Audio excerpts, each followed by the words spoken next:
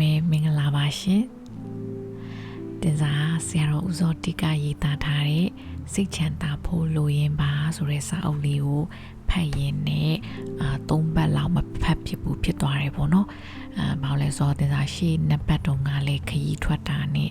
ပြီးတော့ခရီးရပြန်လာတော့လေလှုပ်ရှားလေးတွေများနေတာနဲ့တင်စားဆက်ပြီးတော့မဖတ်ဖြစ်ဘူးဖြစ်သွားတယ်ဆိုတော့ဒီနေ့အဲ့ဒီစာအုပ်လေးကိုပြန်ပြီးတော့ဆက်ဖတ်ပါမယ်ဒီနေ့ဖတ်မယ့်ခေါင်းစဉ်လေးကဆရာတော်ရေးသားထားတဲ့စိတ်ချမ်းသာခြင်းအကျိုး10ပါးဆိုတဲ့10ပါးတရားနေ5ပါးကိုဆက်ပြီးတော့ဖတ်သွားမယ်ပေါ့နော်အဲ့တော့ပထမတစ်ချက်ကပါလဲဆိုတော့ more likely to benefit their families their communities and society at large ဆိုတာလေးဖြစ်ပါတယ်ပြီးရင်ဒုတိယခေါင်းစဉ်လေးကဘာဖြစ်မလဲဆိုတော့more likely to be more cooperative, pro-social and charitable ဆိုတာလေးဖြစ်ပါတယ် and တတိယခေါင်းစဉ်လေးက more likely to enjoy superior work outcomes ဆိုတာလေးဖြစ်ပါတယ် and number 4ခေါင်းစဉ်လေးက more likely to have a stronger immune system နဲ့နံပါတ်5တစ်ချက်လေးကတော့more likely to live longer ဆိုတဲ့အချက်လေး5ချက်ကိုဖတ်သွားပါမယ်ရှင်အနောက်နိုင်ငံမှာစိတ်ချမ်းသာမှုနဲ့ပတ်သက်ပြီးသူတည်တနာပြုတာတွေတော်တော်များလာတယ်စိတ်ချမ်းသာရင်ဘလို့အကျိုးရှိသလဲဆိုတာကိုလေ့လာတဲ့အခါ more likely to benefit their families their communities and society at largeစိတ်ချမ်းသာနေတဲ့သူဟာမိသားစုကိုအကျိုးပြုဖို့အလားပိုပြီးများတယ်။ကိုယ်အတိုင်းဝိုင်းနဲ့လူအဖွဲ့အစည်းတစ်ခုလုံးကိုအကျိုးပြုဖို့အလားပိုပြီးများတယ်။အဲ့ဒါတော်တော်အားရစရာကောင်းတယ်။အဲ့ဒီလိုဆိုရင်ကိုမိသားစုဝင်အားလုံးမိသားစုကိုပိုပြီးအကျိုးပြုစေချင်ရင်ဘာလုပ်သင့်တယ်လဲ။မိသားစုဝင်အားလုံးစိတ်ချမ်းသာအောင်ပျော်အောင်တူးချင်းကိုတက်နိုင်တဲ့နီးနဲ့တယောက်ကိုတယောက်စိတ်ချမ်းသာအောင်ပျော်အောင်လုပ်ရမယ်ပျော်အောင်ဘယ်လိုလုပ်မလဲပျော်အောင်လုပ်နည်းတွေအများကြီးရှိပါတယ်ပထမအချက်ကပြောတာဆိုတာပြည့်ရှိအောင်မေတ္တာနဲ့ပြောရမယ်ဒေါသနဲ့မပြောရဘူးတယောက်မကြိုက်တာကိုတယောက်တတ်နိုင်တဲ့လောက်ရှောင်ရမယ်တယောက်ကိုတယောက်အနိုင်မကျင့်ရဘူးတယောက်ပြောတာကိုတယောက်တိတိကျကျနားထောင်ပြီးအပြန်အလှန်မေးလိုက်ဖြေလိုက်လုပ်ရတာပြောစရာကောင်းတယ်စားစရာတစ်ခုခုကိုအတူတူစားရတာလည်းပြောစရာကောင်းတယ်ရည်စရာပြောပြီးရည်ရတာလည်းပြောစရာကောင်းတယ်အားရရက်မှာလိလာရေးခရီးအတူတူသွားရတာပြောစရာကောင်းတယ်တယောက်ကိုတယောက်ကြိုက်တတ်တဲ့လက်ဆောင်ပေးရတာကြိုက်တတ်တာကျွေးရတာစာအတူတူဖတ်ရတာဖျားအတူတူရှင်ခိုးရတာတရားအတူတူထိုင်ရတာစသည်အများကြီးရှိပါတယ်မိသားစုတွေကိုမေးကြည့်အောင်မယ်ဘုန်းကြီးကအေးဆေးနေတာဝရဏပါတော့ပျော်တာကိုတိတ်လုံးလေးမရှိဘူးမိသားစုတွေဘယ်လိုပျော်ကြသလဲဆိုတာမေးကြည့်ရအောင်မယ်တတိထားမိသလောက်တော့အခုပြောခဲ့တဲ့အချက်တွေပဲနောက်ထပ်ကိုဟာကိုစဉ်းစားကြည့်ပေါ့သူ့ကိုပြောအောင်လုပ်ပြီးမှကိုလိုချင်တာကိုတောင်းပျော်နေတဲ့သူကမိသားစုကိုပို့ပြီးအကျိုးပြုတယ်ဆိုတော့ကိုမိဘတွေစီကလိုချင်တာတစ်ခုခုရှိရင်စိတ်ညစ်အောင်ပြောပြီးမပူစားနဲ့ပျော်အောင်ပြောပြီးချော့တောင်းတော့ပျော်နေတဲ့သူဟာသူများကိုလည်းပျော်စေချင်တယ်ဒါကြောင့်မိဘတွေစိတ်ချမ်းသာနေတဲ့အချိန်မှာကိုလိုတာကိုတောင်းရင်ရဖို့များတယ်စိတ်မကြည်လင်တဲ့အချိန်မှာမတောင်းနဲ့ကဲတောင်းပြီးပြောပြလိုက်ပြီးတောင်းတော့စိတ်ချမ်းသာအောင်ပြောပြီးမှကိုလိုတာကိုတောင်းရတာကောင်းပါတယ်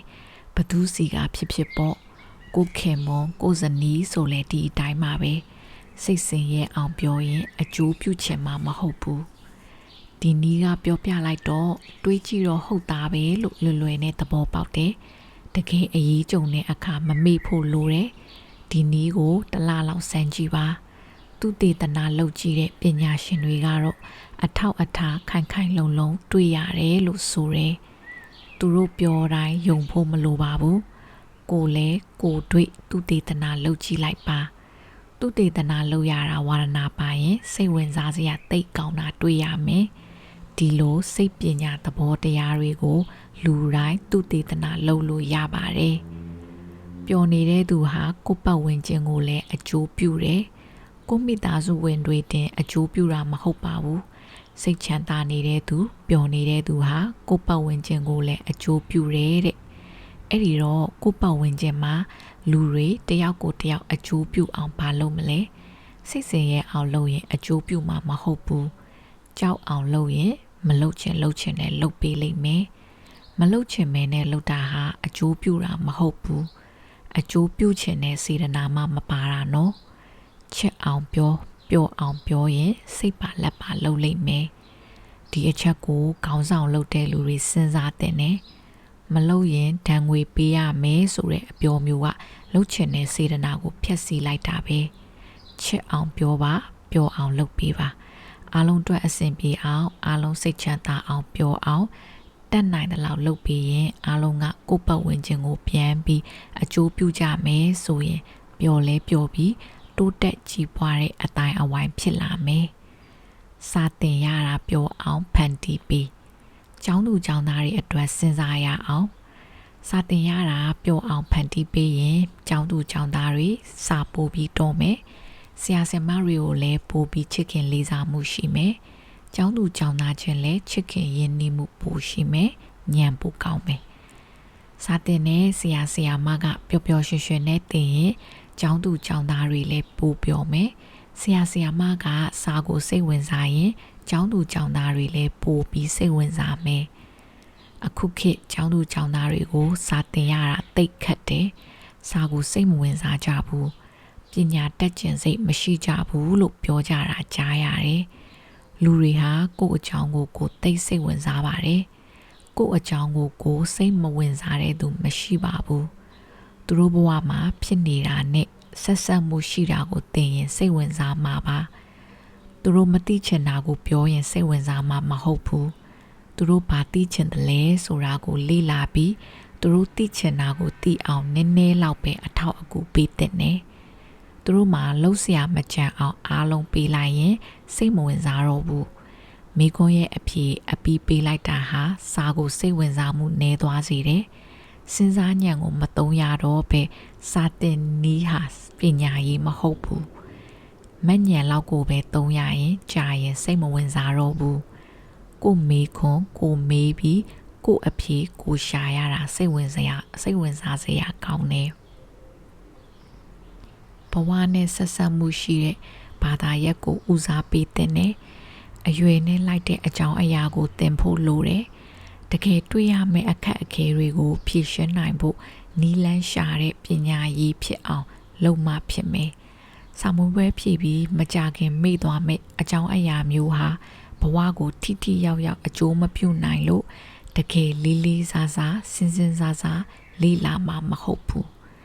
ကျောင်းသူကျောင်းသားတွေကိုအပြစ်တင်နေုံနဲ့သူတို့ပညာတတ်ဖြစ်မလာနိုင်ပါဘူးအပြစ်တင်တာဟာပြဿနာကိုဖြေရှင်းတာမဟုတ်ဘူးမဉဏ်ကိုပဲဦးစားပေးပြီးစိတ်ဝင်စားစရာမဖြစ်ဘူးငယ်ငယ်ကလေးကစာကိုအလွတ်ကျက်တာကိုပဲအများဆုံးလှုပ်လာရင်ကြာရင်ပညာရေးကိုညှင်းငွေသွားမယ်တီထွင်ပြီးစဉ်းစားရတာဟာမညှင်းငွေနိုင်ဘူးပညာရေးမှာ creative thinking တီထွင်စဉ်းစားရတာမပါရင်ကိုယ့်အရေးချင်းတကယ်တိုးတက်လာတယ်လို့ခံစားရမှာမဟုတ်ဘူး Education is creative thinking တီထွင်စဉ်းစားတာဟာပညာရေးဖြစ်ပါတယ်ဉာဏ်ပိုကောင်းချင်ရင်တရားနည်းနည်းထိုင်ပါ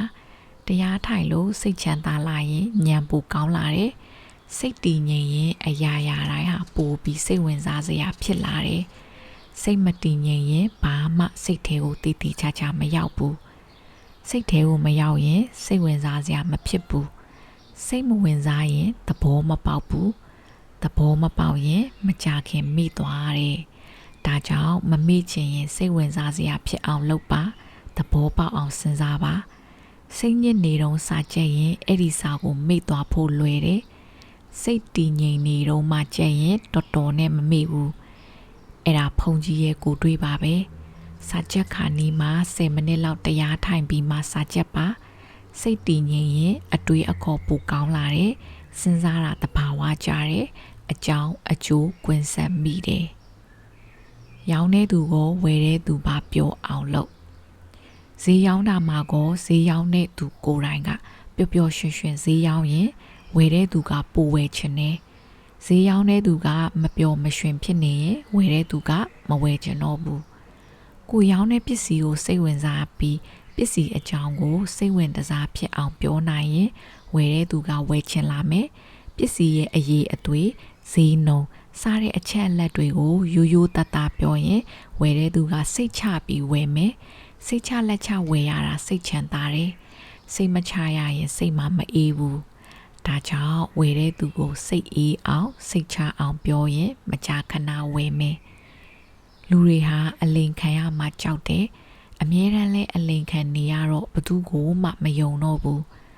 ကိုကမလိမ်မညာပဲရိုးရိုးသားသားပြောရင်စိတ်အေးချမ်းမှုရလို့ကိုယ်ဆိုင်မှာဝယ်မှာပဲပစ္စည်းရောင်းလိုက်ရုံမကဘူးစိတ်ချမ်းသာမှုကိုပါပေးလိုက်တာပေါ့ဒီပစ္စည်းဟာဝယ်တဲ့သူအတွက်တကယ်အသုံးတဲ့ရဲ့လားဆိုတာကိုလည်းလေ့လာဖို့မေးဖို့လိုတယ်ဝယ်တဲ့သူကမဝယ်တတ်ရင်အဲ့ဒါကိုအခွင့်ကောင်းယူပြီးညာရောင်းရင်တနေ့တိသွားတဲ့အခါကိုယုံကြည်မှုရှိမှမဟုတ်တော့ဘူး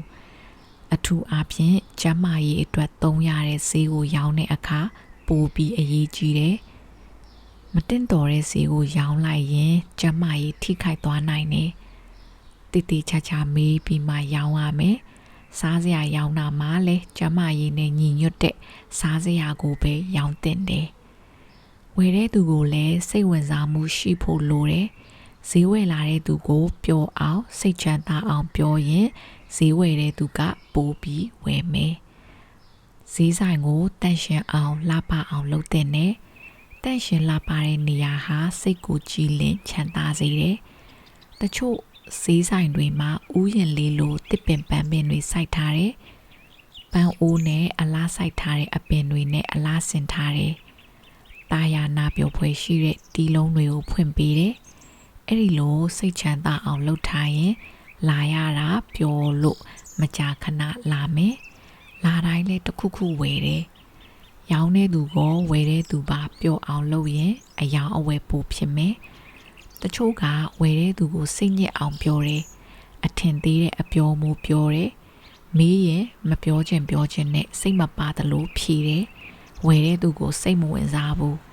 အဲ့ဒီတော့ဝယ်မဲ့သူကမဝယ်ချင်တော့ဘူးဝယ်တဲ့သူကိုစိတ်ဝင်စားဖို့တိတ်အရေးကြီးတယ်လူတိုင်းဟာကိုပိုစိတ်ဝင်စားတဲ့သူကိုရှာနေတယ်ကိုစိတ်ဝင်စားတဲ့သူကိုရှာနေတယ်ရောင်းတဲ့သူကကိုစိတ်ဝင်စားရင်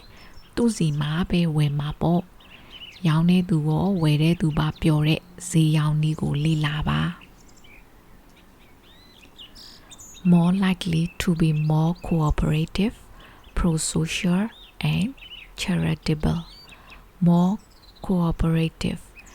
စိတ်ချမ်းသာနေရင်ပိုပြီးပူပေါင်းဆောင်ရွက်မှုရှိမယ်ကိုနဲ့သူနဲ့အတူတူတစ်ခုခုလုပ်ချင်တယ်ကိုလုပ်နေတဲ့ကိစ္စမှာသူ့ကိုလည်းပါစေချင်တယ်ဆိုရင်စိတ်ချမ်းသာအောင်ပြောပါစိတ်ချမ်းသာရင်ပူပေါင်းဆောင်ရွက်မယ်သူ့အရေးအချင်းသူ့စိတ်ထားကိုယုံကြည်ရင်သူ့ကိုလေးစားရင်သူနဲ့ကိုနဲ့အတူတူလုပ်နိုင်မယ်လုပ်ရတာစိတ်ဆင်ရဲလာရင်ဆက်မလုပ်ချင်တော့ဘူး more pro social စိတ်ချမ်းသာနေတဲ့သူဟာခင်မင်ရင်းနှီးမှုပိုရှိမယ်စိတ်ချမ်းသာနေတဲ့သူကဆက်ဆံရေးပိုကောင်းမယ်စိတ်ချမ်းသာနေတဲ့အခါလူအများနဲ့ပြောရတာဆိုရတာပိုပြီးစိတ်ဝင်စားတယ်တွေ့ချင်တယ်ကြွေးချင်တယ်လူများနဲ့ပြောတယ်စိတ်ဆင်းရဲနေတဲ့အခါသူများကိုစိတ်မဝင်စားဘူးမတွေးချင်ဘူးမပြောချင်ဘူးပြောရင်လည်းကိုယ်အစင်မပြေကြောင်းပဲပြောမယ်ဒါကြောင့်ကြာစိတ်မချမ်းသာနေရင်ဆက်ဆံရေးတွေပြတ်သွားမယ်စိတ်မချမ်းမသာဖြစ်လာရင်ရတဲ့နည်းနဲ့စိတ်ချမ်းသာအောင်လုပ်ပါစိတ်မချမ်းသာတာဟာတွက်ချေမကိုက်ဆုံးပဲ more charitable စိတ်ချမ်းသာနေတဲ့သူဟာပေးချင်စိတ်လူချင်စိတ်ပိုများမယ်ကူညီချင်စိတ်ပိုများမယ် စိတ်ဆင်းရဲနေတဲ့သူရဲ့စိတ်ဟာအတွင်းကိုလှည့်တယ်ကိုစိတ်ဆင်းရဲနေတာကိုပဲတွေးနေတတ်တယ်သူများကိုအကူအညီပေးဖို့စိတ်မဝင်စားဘူးမိဘတော်စိတ်ဆင်းရဲနေရင်သားသမီးကိုဂရုမစိုက်နိုင်ဘူးစိတ်မဝင်စားဘူးဒါကြောင့်လူတွေတယောက်နဲ့တယောက်ပို့ပြီးပူပေါင်းဆောင်ရွက်မှုရှိလာစေချင်ရင်စိတ်ချမ်းသာအောင်အဆင်ပြေအောင်လုပ်ပေးရမယ်ကိုကပျော်နေရင်သူများကိုလည်းပျော်အောင်စိတ်ချမ်းသာအောင်ပြောချင်တယ်ကူညီချင်တယ်ပေးချင်တယ်ဒါလူတိုင်းကိုတွေ့ပါမထူးဆန်းပါဘူး more likely to enjoy superior work outcomes ပျော်နေတဲ့သူဟာအလုပ်ကိုပိုကောင်းအောင်လုပ်နိုင်တယ်အလုပ်ရဲ့အရေးအသွေးပိုကောင်းလာတယ်အလုပ်ရှင်တွေဒီအချက်ကိုသတိထားတဲ့နဲ့ကိုအလုပ်သမားတွေစိတ်ချမ်းသာရင်အလုပ်ပိုကောင်းတယ်ပိုပြီးတော့လည်းအလုပ်တွေပြီးတယ် greater creativity စိတ်ချမ်းသာနေရင်ပိုပြီးတီထွင်ကြံစားနိုင်တယ်လုံနေကြထက်ပိုပြီးကောင်းတဲ့နည်းနဲ့လုပ်နိုင်တယ်မပျော်တဲ့သူဟာအလုပ်ကိုစိတ်ဝင်စားမှုနည်းတယ်ဒါကြောင့်ပိုကောင်းအောင်မလုပ်နိုင်ဘူးမပျော်တဲ့သူဟာညံထိုင်းနေတယ် creativity ဟာတိတ်အရေးကြီးပါတယ်ဘာလုပ်နေကြထက်ပိုကောင်းအောင်လုပ်ရင်စိတ်ပိုဝင်စားတယ်လုပ်နေကြကိုပဲအမြဲလုပ်ရင်ကြာရင်စိတ်မဝင်စားတော့ဘူးစိတ်ဝင်စားမှုဟာစိတ်ရဲ့အားကိုထွက်ပေါ်စေတယ်စိတ်မဝင်စားရင်လုပ်ရတာပိုပင်ပန်းတယ်စိတ်ဝင်စားနေတဲ့သူဟာတိတ်မပင်ပန်းဘူးပျော်တာနဲ့စိတ်ဝင်စားတာဟာဆက်ဆက်မှုရှိတယ်ပျော်ရင်စိတ်ဝင်စားရင်တီထွင်ကြံစားပြီးလုပ်တယ်တီထွင်ကြံစားပြီးလုပ်ရင်ပိုပြီးစိတ်ဝင်စားစရာကောင်းတယ်ပိုပြီးစိတ်ဝင်စားစရာကောင်းရင်ပိုပျော်တယ် increase productivity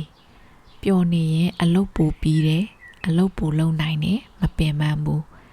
မပျော်ရင်မလုပ်ခင်ကလေးကပင်ပန်းနေတယ်လုပ်မယ်လို့စဉ်းစားလိုက်တာနဲ့ပိုပင်ပန်းသွားတယ်မလုပ်ခင်ကလေးကလုပ်ရတာပျော်အောင်လုပ်နိုင်ဖို့ကြိုတင်ပြီးစဉ်းစားထားပါအလုပ်ရတဲ့နေရာကိုပျော်စရာကောင်းအောင်တတ်နိုင်သလောက်ဖန်တီးပါတက်ရှင်တက်ရက်လှပအောင်လုပ်နိုင်သလောက်လုပ်ပါလုပ်ဖို့ကင်ဖက်တွေနဲ့စကားပြောတာကိုအဆင်ပြေအောင်ကြိုးစားပါပျော်တတ်တဲ့သူနဲ့တွဲပြီးလုပ်ရင်ပိုကောင်းတယ်အလုပ်ကိုစိတ်မဝင်စားကြောင်းအလုပ်လုပ်ရတာမပျော်ကြောင်းပျော်တတ်တဲ့သူနဲ့တွဲလုပ်ရင်အလုပ်လည်းမပြီးဘူးလုပ်ရတာလည်းပိုပင်ပန်းမယ်အမားအရွယ်များမယ်ထိခိုက်ဒဏ်ရာရတာများမယ်အလုပ်ကိုစိတ်ဝင်စားတဲ့သူနဲ့လုပ်ရင်အလုပ်ပိုပြီးရဲ့ဒါကြောင့်အလုပ်လုပ်ရတာမပျော်တဲ့သူနဲ့တွဲမလုပ်ပါနဲ့ကိုယ်စိတ်ကိုချမ်းသာအောင်ထားနိုင်ရင်အလုပ်ပိုလုပ်နိုင်မယ်စိတ်ညစ်စရာဆိုရင်ရှိရင်တော့တတ်နိုင်တာတွေကိုလုပ်ပြီးတော့မတတ်နိုင်တာကိုမိထားတဲ့နဲ့ဒါကြောင့်နေ့တိုင်းစိတ်ချမ်းသာဖို့အစီအစဉ်လုပ်ထားပါကြိုတင်စီစဉ်ထားပါစိတ်ချမ်းသာဖို့အစီအစဉ်လုပ်မထားရင်စိတ်ဆင်းရဲစရာကပဲနေရဦးသွားလိမ့်မယ်အချိန်ရရင်စိတ်ချမ်းသာအောင်နေမယ်လို့တချို့ကစဉ်းစားတယ်အလုံးများတဲ့သူအဖို့အချိန်ရရင်ဆိုတာဖြစ်ခဲ့ပါတယ်အချိန်ရမရစိတ်ချမ်းသာဖို့အစီအစဉ်တစ်ခုကိုလုံးမရမယ်တနေ့တာအတွင်းမှာခဏ9မိနစ်လောက်ဖြစ်စိတ်ကိုကြည်လင်အောင်လုပ်နိုင်ရင်ပိုကောင်းပါတယ်အလုပ်ပိုပြီးတော့ပိုကောင်းရင်ကိုယ့်အတွက်ကောအများအတွက်ပါတိတ်အကျိုးများပါတယ်ဒါကြောင့်အားလုံးတိုးတက်ဖို့ဒီအချက်ကိုလေးစားစဉ်းစားတဲ့နဲ့စိတ်ချမ်းသာနေရင်အလုပ်ပိုလုပ်နိုင်တယ်ဆိုတော့အလုပ်ရှင်တွေစဉ်းစားတဲ့နဲ့ကိုယ်အလုပ်ပိုပြီးချင်းအလုပ်သမားတွေကိုစိတ်ချမ်းသာအောင်တတ်နိုင်တဲ့နည်းနဲ့စီစဉ်ပေးတဲ့နဲ့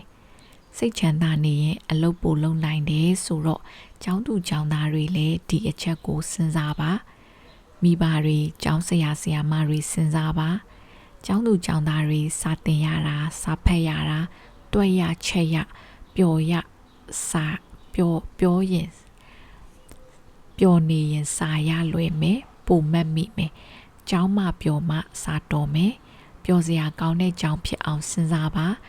တန့်ရှင်လာပါတဲ့ကျောင်းဟာပိုပြီးပျော်စရာကောင်းတယ်အနောက်နိုင်ငံတွေမှာကျောင်းတွေ အထူးသဖြင့်တက္ကသိုလ်ကျောင်းတွေဟာလာပါတဲ့တောင်ကုန်းတွေရေကန်တွေနားမှာတည်ထားကြတယ်အကောင်းဆုံးနေရာမှာကျောင်းတည်ရမယ်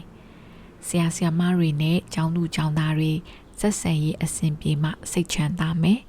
ဒါကြောင့်ဆက်ဆံရေးကိုပညာရေးထဲမှာထည့်ရမယ် higher quality of work ပျော်နေရင်အလုပ်နဲ့အရေးအသွေးပိုကောင်းလာမယ်ဘာဖြစ်လို့လဲပျော်နေရင်ညံပိုထွက်မယ်ပျော်နေရင်အလုပ်လုပ်ရတာစိတ်ဝင်စားတယ်စိတ်ရှိတယ်ပျော်နေရင်မပင်ပန်းဘူးဘာပဲလုပ်လို့ပျော်ရင်ပိုကောင်းအောင်လုပ်နိုင်မယ်ဘလို့အကြောင်းကြောင့်ပဲပျော်နေတဲ့သူဟာအလုပ်အရေးအသွေးပိုပြီးကောင်းအောင်လုပ်တယ်အလုပ်ကိုပျော်စရာဖြစ်အောင်ဖန်တီးနိုင်ရင်ပိုကောင်းတယ်အလုပ်လုပ်တဲ့နေရာဟာတန့်ရှင်းနေမယ်မကောင်းတဲ့အနက်အသက်မရှိဘူးလှပနေမယ်ဆိုရင်အလုပ်လုပ်ရတာပိုပျော်မယ်အလုပ်မှာပြောရဆိုရဆက်ဆံရတာအဆင်ပြေရင်ပျော်မယ်အလုပ်ရဲ့အရေးအသွေးလည်းပိုကောင်းမယ်အလုပ်လည်းပိုပြီးမယ်ကျောင်းမှလည်းတန့်ရှင်းလှပမယ်ဆက်ဆံရေးကောင်းမယ်ဆိုရင်ဆရာဆရာမတွေနဲ့ကျောင်းသူကျောင်းသားတွေပိုပျော်မယ်ပိုပျော်ရင်စာပိုတော်မယ် higher income ဝင်ငွေပိုကောင်းတယ်ပျော်တဲ့သူဟာသူ့စိတ်ကိုယ်ကအားရှိနေတယ်အလုပ်ကိုစိတ်ဝင်စားတယ်အလုပ်ပိုလုပ်နိုင်တယ်အလုပ်ပိုပြီးတယ်တီထွင်ပြီးလုပ်တယ်လူတွေနဲ့အဆင်ပြေအောင်ပြောတတ်တယ်ခင်တတ်တယ်ပျော်နေတဲ့သူကိုလူတွေကပိုပြီးခင်တယ်ပိုပြီးယုံကြည်တယ်ဒါကြောင့်အလုပ်အကိုင်ပိုအဆင်ပြေပြီးဝင်ငွေပိုကောင်းတယ်ဘယ်အလုပ်ပဲလုပ်ပျော်တဲ့သူကပိုတိုးတက်တယ်ပိုအောင်မြင်တယ်ဒါကြောင့်အကျိုးအမြတ်ကိုပိုခံစားရတယ်အမှုထမ်းဆိုရင်လည်းအလုံးမပျော်နေတဲ့သူကိုလာစာတိုးပေးတယ်ရာထူးတိုးပေးတယ် more likely to have a stronger immune system ပျော်နေတဲ့သူဟာကိုယ်ခံအားပိုကောင်းတယ်ကျန်းမာရေးပိုကောင်းတယ်ဒါကြောင့်ယောဂဖြစ်တာနေတယ်ဖြစ်လာရင်လည်းပျောက်တာမြန်တယ်ဆေးကုသစရိတ်နေတယ်မကျန်းမာလို့ခွင့်ယူရတာနေတယ်အလုပ်သမားတွေခွင့်ယူတာနေရင်အလုပ်ရှင်မှာတွက်ချေပိုကြိုက်တယ်ဒါကြောင့်အလုပ်သမားတွေကိုပြောအောင်လုပ်ပေးပါကိုယ်ပိုင်အလုပ်ဆိုရင်လည်းကိုယ်ကျန်းမာရေးပိုကောင်းနေရင်အလုပ်မပြတ်ဘူးကျန်းမာရေးမကောင်းရင်ကျန်းမာရေးမကောင်းလို့ကိုပဲကိုရောစိတ်ပါပင်ပန်းနေတယ်ဒီကြားတဲ့အလုံးမလုံးနိုင်လို့အလုံးမပြီးလို့စိတ်ပင်ပန်းပြန်နေစိတ်ပင်ပန်းရင်ကျန်းမာရေးမကောင်းဘူးတစ်ပတ်လဲသွားတယ်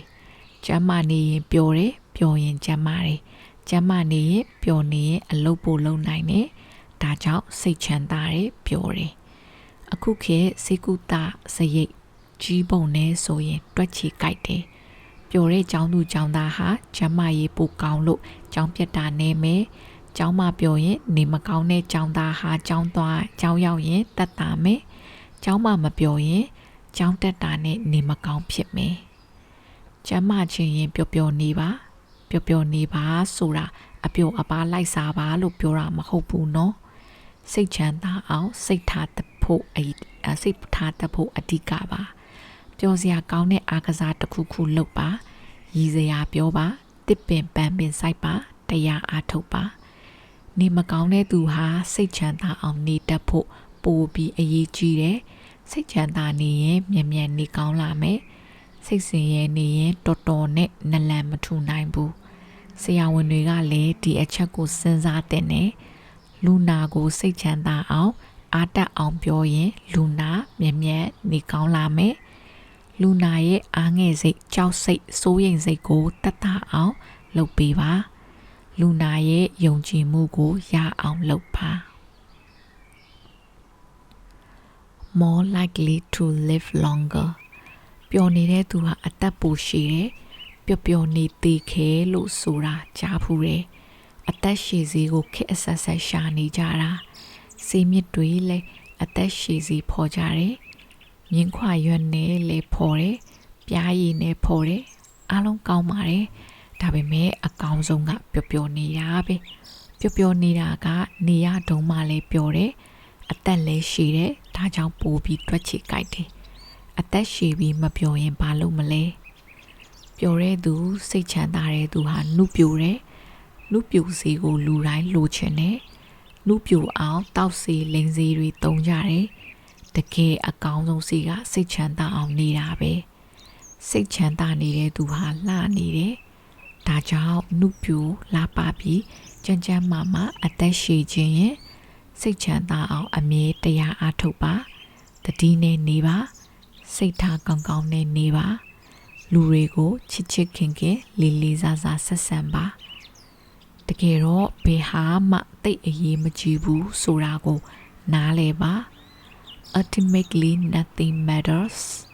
ဘာအတွက်မှစိတ်ဆင်းရဲမခံပါနဲ့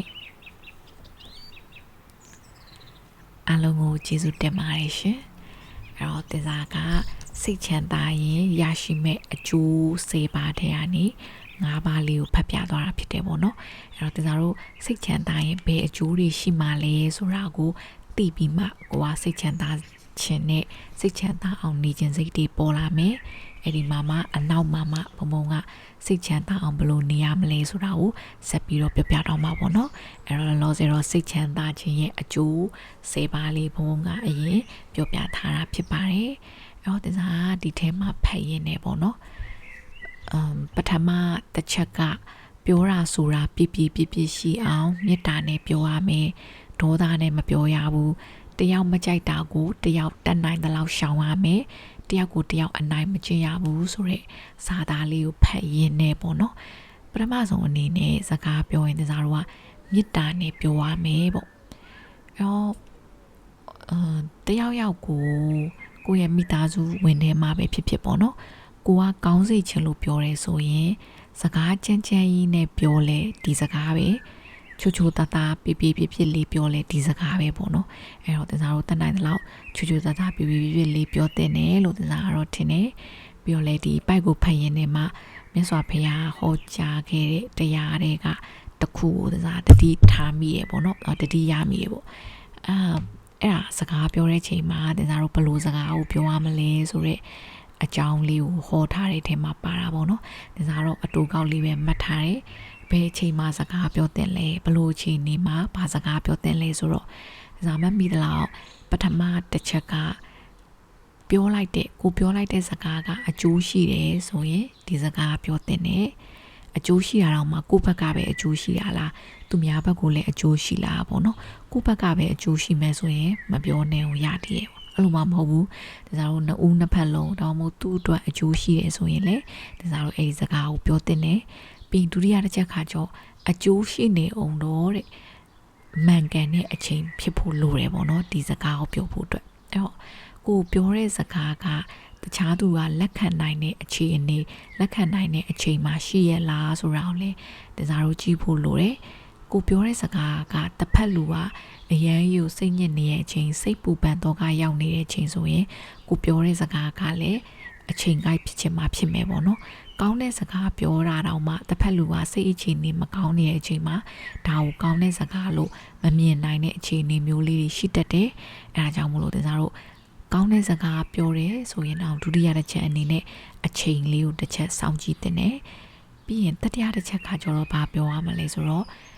โอเคအကျိုးလည်းရှိပြီအချိန်ကလည်းရပြီဆိုရင်ဘာနဲ့ပြောမလဲဆိုတော့ဒီစားပထမဆုံးကပြောတဲ့ဟာလေးမေတ္တာလေးနဲ့ပြလေးပြောကြမယ်ပေါ့နော်အဲ့တော့ကိုကချစ်လို့စေတနာရှိလို့ဆိုပြီးတော့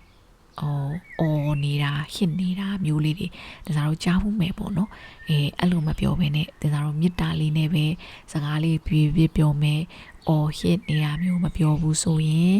ဒါမျိုးလေးကလည်းစိတ်ချမ်းသာဖို့အတွက်တခြားသူကိုရောစိတ်ချမ်းသာဖို့အတွက်ပထမအချက်လေးမှာပါဝင်နေပေါ့နော်အဲ့တော့ဒါတို့မိသားစုတကယ်ချင်းမိတ်ဆွေအပေါင်းအသင်းတွေမှမဟုတ်ဘူးကိုယ့်ရဲ့မိသားစုဝင်အချင်းချင်းနဲ့လည်းကောင်းကောင်းလေးပြောကြမယ်ပြပြောကြမယ်ဆိုရင်ဒါတို့မိသားစုထဲမှာစိတ်ချမ်းသာမှုလေးတွေပို့ပြီးတော့ရှိလာမှာဖြစ်တယ်လို့ဒါတော့ဒီအပိုက်လေးကိုဖတ်ရင်လည်းတတိယမိတယ်ပေါ့နော်ပြီးတော့လည်းနောက်ထပ်ဖတ်ရင်လည်းဒါဘာကိုသဘောကျလဲဆိုတော့နောက်ပြီးတော့ဘုံကဒီ education မှာကိုပြီးဒီဆရာဝန်ဆရာမဒီစိတ်ပညာလောကမှာရောပျော်ရွှင်မှုအတွက်ဘယ်လောက်ရည်ကြီးလဲဆိုတာကိုလည်းဘုံကထဲမှာရေးပြထားတယ်ပေါ့နော်နောက်တစ်ခုကကျတော့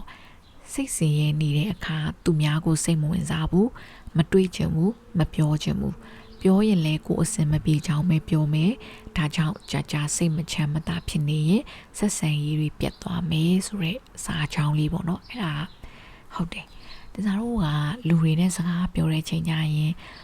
ကိုကစိတ်ဆင်းရဲနေရင်စိတ်ဆင်းရဲတဲ့အကြောင်းတွေပဲပြောဖြစ်တယ်ပေါ့နော်အဲ့တော့စိတ်ဆင်းရဲရဲ့အကြောင်းပဲပြောဖြစ်ရင်ကိုယ့်ရဲ့မိတ်ဆွေတငယ်ချင်းတွေကလည်းကြာနားထောင်နိုင်မှာမဟုတ်ဘူးပေါ့နော်အပူရှိန်ပေါ့စိတ်ရဲ့အပူဟတ်တယ်လို့ပြောလို့ရတယ်ပေါ့နော်စိတ်ရှုပ်နေရဆိုကိုလည်းနေရင်ထိုင်ရင်လည်းစိတ်ရှုပ်လာတာမျိုးစကလုံးလေးကိုနားထောင်ရင်လည်းပေါ့နော်အဲ့တော့ကိုကစကားပြောတဲ့အချိန်ကိုပြောတဲ့အချိန်ကြရင်လေစိတ်ကိုစိတ်ချမ်းချမ်းသာသာလေးဖြစ်အောင်ပြောရမယ်ကိုယ်တိုင်လည်းစိတ်ချမ်းချမ်းသာလေးဖြစ်အောင်နေရမယ်ပေါ့အဲ့ဒါမှဒါစားတို့ရဲ့ဆက်ဆံရေးတွေက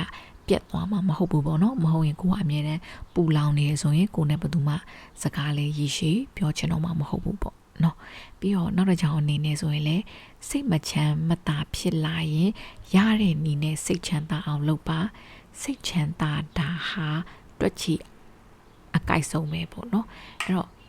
ဘလို့ချီနေမယ်ဖြစ်ဖြစ်စိတ်ချမ်းသာအောင်နေမယ်ဆိုတော့ဆုံးဖြတ်ချက်လေးကိုချပြီးတော့ဒါစားတို့နေတဲ့နဲ့မနက်မိုးလင်းကလေးက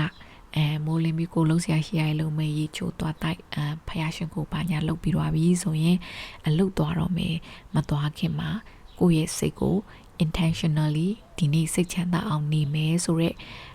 စိတ်လေးကို set လုပ်ပြီးမှအလုပ်သွားမယ်အဲ့လိုစိတ်ချမ်းသာအောင်နေမယ်ဆိုရဲစိတ်လေးကို set လုပ်ပြီးမှတကယ်ချင်းတွေကိုတွေ့မယ်စိတ်ချမ်းသာအောင်နေမယ်ဆိုရဲ mindset ကို set လုပ်ပြီးမှကိုအပြင်သွားစရာရှိရသွားမယ်ဆိုရင်ဒါတို့တနေ့တာအတွက်ပို့ပြီးတော့အဆင်ပြေမှာဖြစ်တယ်ပေါ့နော်ပြီးတော့လေနောက်တစ်ပိုက်ကပျော်နေရင်အလုပ်ပို့ပြီးတယ်အလုပ်ပို့လုပ်နိုင်တယ်မပင်ပန်းဘူးမပျော်ရင်မလုပ်ခင်ကလေးကပင်ပန်းနေတယ်လုံးမယ်လို့စဉ်းစားလိုက်တာနဲ့ပိုပင်ပန်းသွားတယ်ဆိုတဲ့စာကြောင်းလေးဖတ်လိုက်တဲ့အချိန်မှာဒါတို့တခုခုလုံးမယ်ဆိုရင်မပျော်နေဘူးဆိုရင်ဒါတို့အတွက်စဉ်းစားလိုက်တာနဲ့ပင်ပန်းစေတယ်ပေါ့နော်ဥပမာဆိုရင်ဒါတို့မနဲ့အစောကြီးထားရတဲ့ကိစ္စပေါ့ဥပမာ9နာရီခွဲ6နာရီထားရမယ်ဆိုရင်တကယ်လို့အလုပ်သွားရမယ်ဆိုရင်ကိုကဒီအလုပ်မှမပျော်ဘူးဆိုရင်ဒီအိယာဘောကနေ6နာရီခွဲ9နာရီခွဲ6နာရီထားဖို့ဆိုတာပို့ပြီးတော့ခက်ခဲလိမ့်မယ်ပေါ့နော်အဲ့လိုမှမဟုတ်ဘဲနဲ့ကိုကခရီးထွက်ဖို့လေရင်ချင်းအမိသွားမှာမို့လို့ဘယ်ခရီးသွားမှာပို့လို့ဆိုရင်ဒါတို့နိုးလိုက်တာနဲ့ခရီးသွားရမယ်ဆိုချက်ချင်းထားနိုင်တာမို့ချက်ချင်းလုံနိုင်တာမျိုးပေါ့အဲ့ဒါဘာလို့လဲဆိုတော့ကိုကဒီခရီးသွားမှာဖြစ်ကိုပျော်နေတဲ့အတွက်ဒါကိုစိတ်ချမ်းချမ်းသာသာနဲ့ပျော်ပျော်ရွှင်ရွှင်လုံနိုင်တာပေါ့နော်အဲ့လိုမှမဟုတ်ဘဲနဲ့ဒီတိုင်းလေးပဲဘာမှစိတ်ဝင်စားစရာလည်းမရှိဘူးဆိုရင်တော့ဒါတို့အတွက်စလုပ်ဖို့အတွက်ခက်ခဲမှာဖြစ်တယ်ပေါ့နော်အဲဒါကြောင့်မို့လို့ကိုပထမဆုံးအနေနဲ့ပျော်အောင်နေမယ်ဆိုတာလေးကို intention လေးထားမနက်ကလေးထားပြီးတော့ဒါတို့ဘယ်ဟာပဲကြုံလာပျော်ပျော်ပါပါလေးလုပ်တဲ့နေပေါ့နော်အဲ့ဒါမှသာပို့ပြီးတော့လဲ productivity တွေဖြစ်လာမှာဖြစ်တယ်ပြီးတော့လဲနောက်ဆုံးအနေနဲ့ပေါ့နော်ဒါသဘောကျတာလေးကနုပြိုလာပါပြီးကြမ်းကြမ်းမအသက်ရှိခြင်းရင်စိတ်ချမ်းသာအောင်အမြဲတရားအားထုတ်ပါတတိနဲ့နေပါစိတ်ထားကောင်းကောင်းနဲ့ဆက်ဆံပါလူတွေကိုချစ်ချစ်ခင်ခင်လေးလေးစားစားဆက်ဆံပါတကယ်တော့ဘယ်ဟာမှတိတ်အရေးမကြည့်ဘူးဆိုတာနားလဲပါဘာအတွက်မှစိတ်ဆင်းရဲမခံပါနဲ့ဆိုရက်ဒီအပိုင်လေးဖတ်တော့အဲ့ဒါကအခုနားထောင်နေတဲ့သူတွေလည်းကြုံမှုမဲ့လို့ထင်တယ်ပေါ့နော်တချို့ဖုံနေဆရာလေးတွေကသူတို့ရှိနေတဲ့ငကိုရှိနေတဲ့အသက်ထက်အရန်ငယ်တယ်လို့ထင်ရတယ်ပေါ့နော်လုံးဝမှန်လို့မရအောင်အဲ့ဒါဘာလို့လဲဆိုတော့သူတို့က